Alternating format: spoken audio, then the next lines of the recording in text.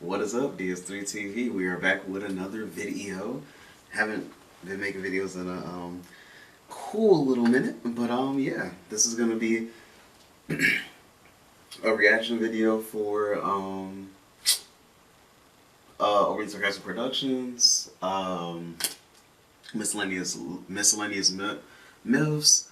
This should be a pretty good one, and yeah, hopefully I will stay more on schedule after the long break. And yeah, subscribe to the channel. I want to get 1,000 subscribers by my birthday, September 13th. And yeah, also watch me on Twitch, just a reviewer.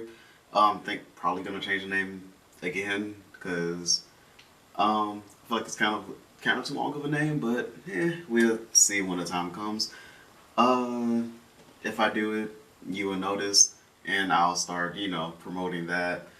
And yeah, so let's get into the video. Haven't watched Overly Sarcastic Productions in a very long time, so let's get into it. And another set of enamel pins. We finally got Zeus and Hera ready to go, brought together by their mutual dislike of Jason, and I'm honestly really happy with how these ones turned out, so check out the link to our crowdmade shop and snag a set before they're gone. I don't think it's exactly controversial to suggest that Greek mythology is a bit lacking in the nuanced female characters department. The goddesses have their fair share of personality, and you do get the occasional anomalous powerhouse like Atalanta and Kirke. But for the most part, the ladies of Greek mythology are fairly one-note. Queens who mother heroes, princesses who fall in love with heroes, random targets of divine retribution, Zeus's girlfriend of the week. Not a whole lot of variety.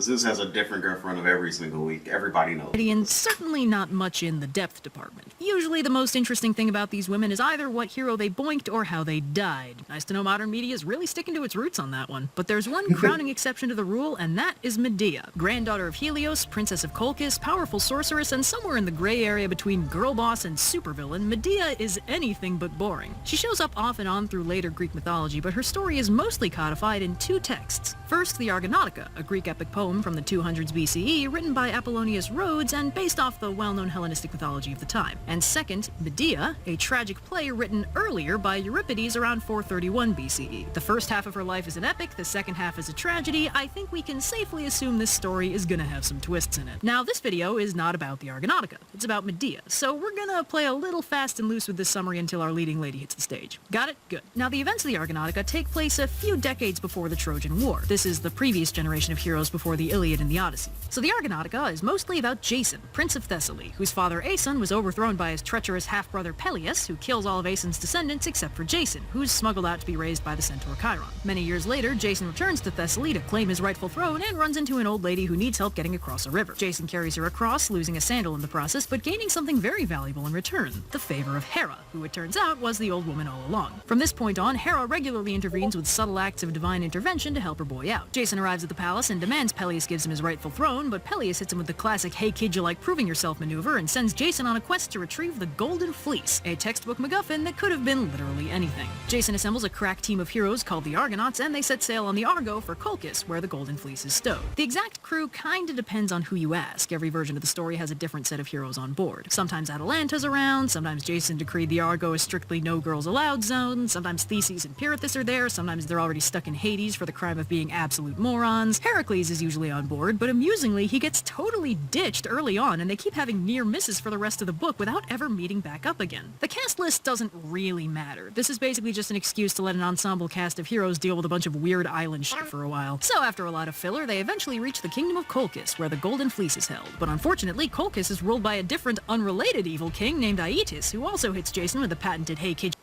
nice. He has a cape and a crown. That's you like good. proving yourself" gambit, and sets him a series of tasks to do before he gets the fleece. First, he'll have to yoke a field full of deadly fire-breathing oxen, and then use them to plow the field. Then he'll need to sow the field with dragon's teeth, and finally defeat an army of warriors. Jason's not too optimistic about his prospects, so he and the Argonauts head off to discuss their options. But fortunately for Jason, Aeetes has a sexy sorceress daughter named Medea, and with a little nudging from Hera, Eros hits her with the arrow of love. Suddenly head over heels for this handsome stranger, Medea finds herself utterly tormented by this new conflict of interests. She desperately wants to help Jason out, but she hates the thought of betraying her. Are you craving my McNuggies?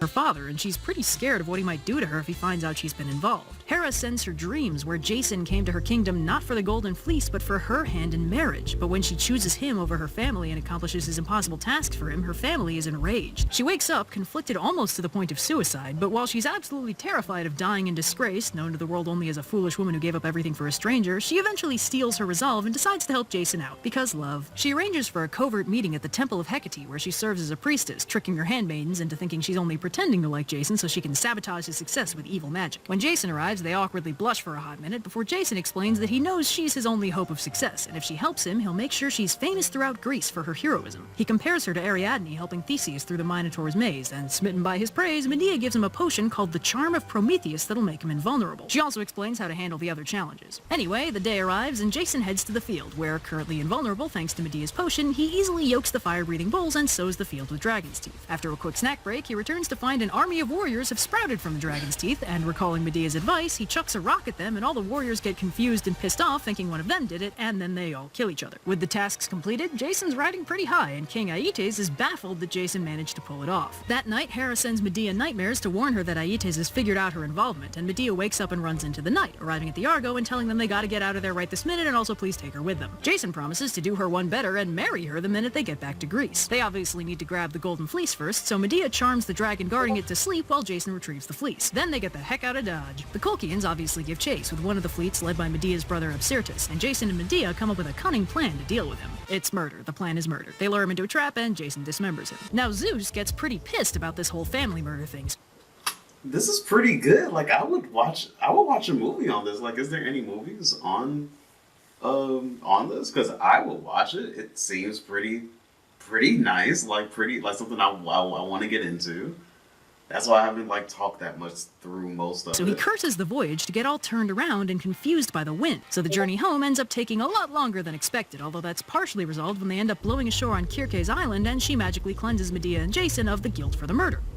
Didn't know she could do that. Useful. A few more filler arcs happen while they sail home, and Jason and Medea end up getting properly married on an island, so Medea won't be sent back to Colchis by the king of the island, who's a pretty nice guy and won't break up a properly married couple. Jason and Medea are married in a sacred cave on the cliffside and take a nice little wedding night nap on top of the Golden Fleece, which I will admit was not a detail I was expecting to read in this ancient Greek epic. Yeah, Peleus, I don't know if you're going to want to touch that. So after a long and complicated voyage home, the lovers finally return to Thessaly. Now that's around where the Argonautica peters out, but the story's not over. The next bit is recounted in a short, now lost play by Euripides called the Pleiades. Now obviously Peleus doesn't want to give up the throne, proving himself be damned. He's also gone ahead and killed all of Jason's relatives just to, be proactive. But don't worry, Medea has a solution. It's murder. The solution is murder. She shows Peleus' daughters a cool spell she knows for rejuvenation by butchering an old ram and throwing the pieces into a boiling pot of herbs, at which point a young and healthy lamb jumps out. The daughters think that's really cool, so they go grab their dad and butcher him, and he's dead. He's just dead. Oops. So that's basically the first half of Medea's story. A young, demure, love-struck woman falls head over heels for a handsome, heroic stranger and gives up everything to save him from an impossible situation, and then he rescues her from her vengeful family and brings her to a better land to marry him and live happily ever after. That is a beautiful, classic,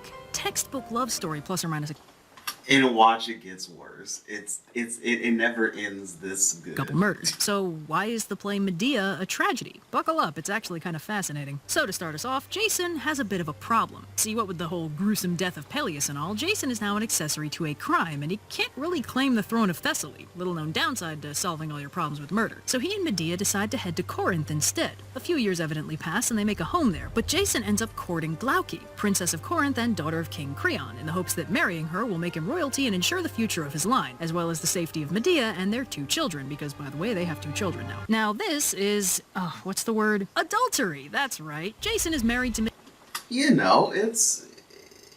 It's something. It is. That has to be the word. Medea, both in the eyes of the law and the gods, and now he's trying to marry this Corinthian princess for the perks. Medea is understandably furious and has been completely inconsolable with grief and rage for long enough that King Creon is starting to get worried she might end up doing something drastic, like, just spitballing here, murder. So he decides he should exile her and her children so she can't do any murdering. She successfully pleads with him to give her one more day to get her affairs in order before he exiles her, and he agrees, which is unwise because now he's given her 24 hours to get all that murdering out of her system.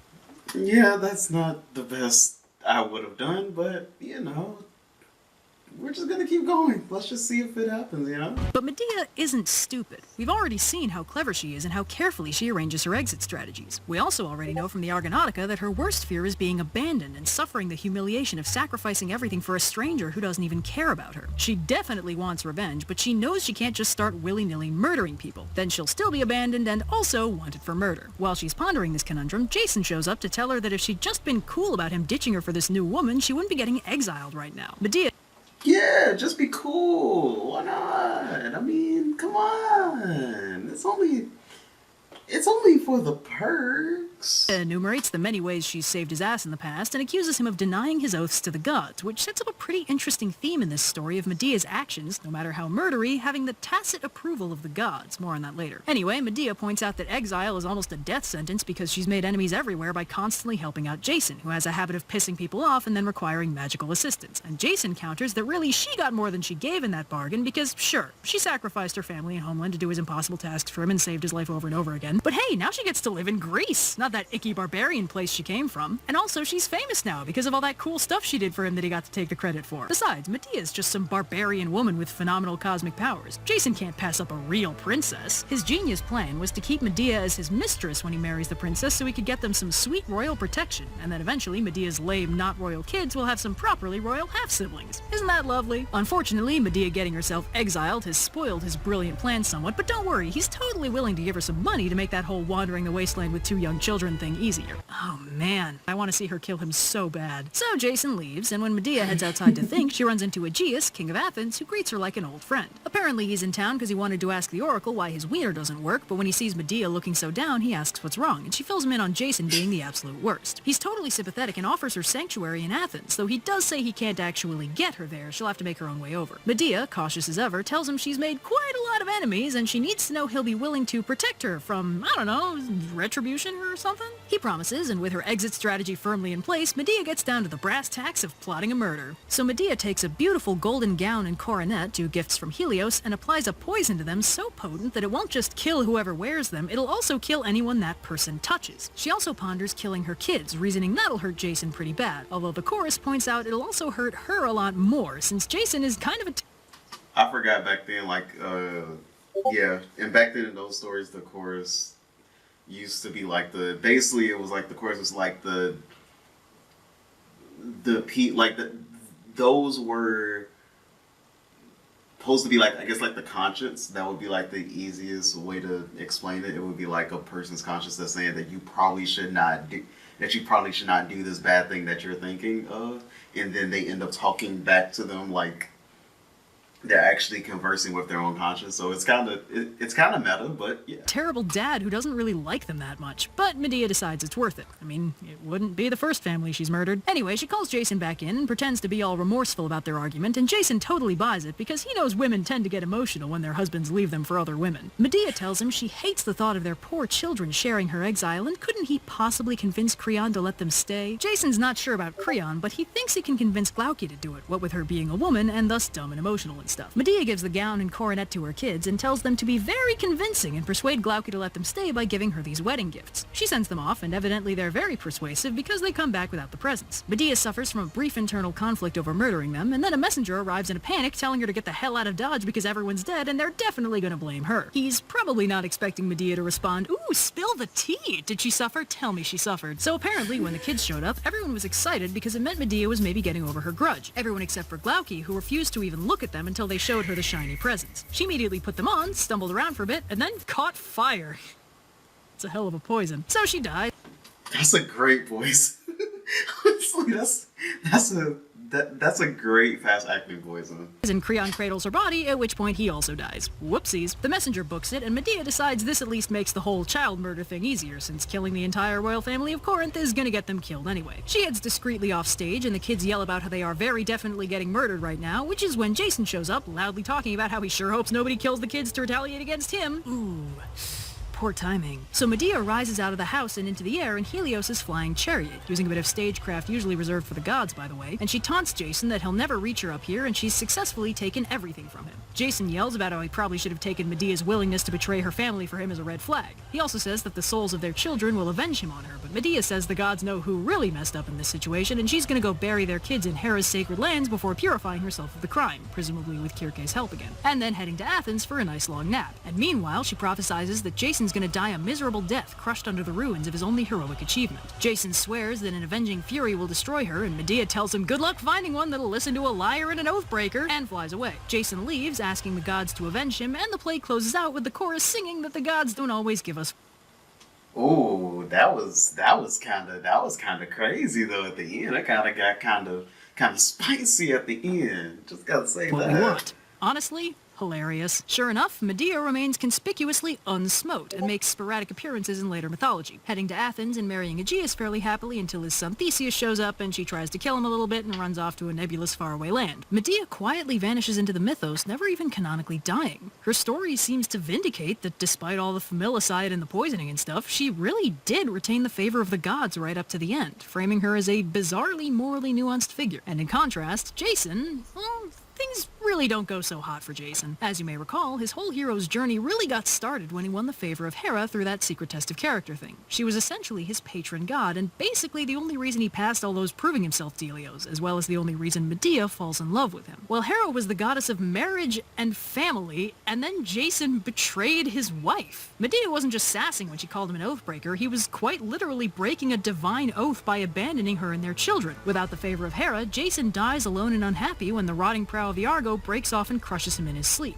a crumbling monument to his only heroic achievement. Jason and Medea are a classic tragedy that hits surprisingly hard. They were in love, they were heroes, they did incredible things, and then when the situation changed, their very human flaws tore them apart. Two characters who were heroes in one context become nightmares in another. Reading the Argonautica is a genuinely very weird experience, seeing the beginning of their relationship knowing how terribly it's going to end, and you can kind of tell it was written with that in mind. There are a few little tidbits of Medea's character that seem like they're deliberately written there to make the impact of the original tragedy hit harder. Jason could have never succeeded in his quest without Medea, but because of all the murderiness of Medea's methods, he ended up failing to win the throne he'd been after in the first place, driving him to further extremes to try and claim the royalty he deserved. Jason loved Medea, but not more than he wanted the future he'd been after, and in casting her aside, he made a terrible enemy. And Medea was always brilliantly clever, and she loved Jason very fiercely. She had no other choice thanks to Hera, and she loved their children in a way Jason didn't. Throughout the play, he only ever calls them her children until they're dead, and then suddenly they're his children, and he feels really bad about it.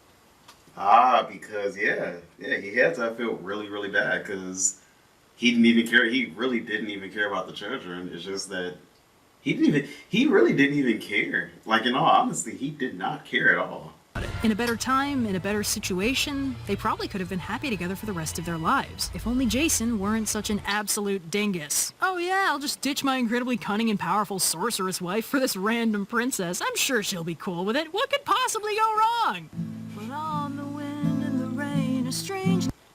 Ladies, if he tells you he wants you to be the Aerodine to his Theseus, red flag. New perfume blows. Medea is described as a blonde in the Argonautica, but the paintings always make her a brunette for some reason. Where's my sort of evil blonde representation Renaissance artist? And the lightning flashes in her eyes. Sorry, Jason looks like the Olympians love to see a girl boss winning. And he knows that she knows. Well, that was a good video. Yeah, so talk to you guys in the next video. And yeah. Yeah, that was a really good video. And yeah, talk to you guys in the next video. Subscribe to the channel. I want to get 1,000 subscribers by my birthday, September 13th. And yeah, see the new setup over here. And yeah, that's what I've kind of been working on too. And yeah, talk to you guys in the next video. Peace.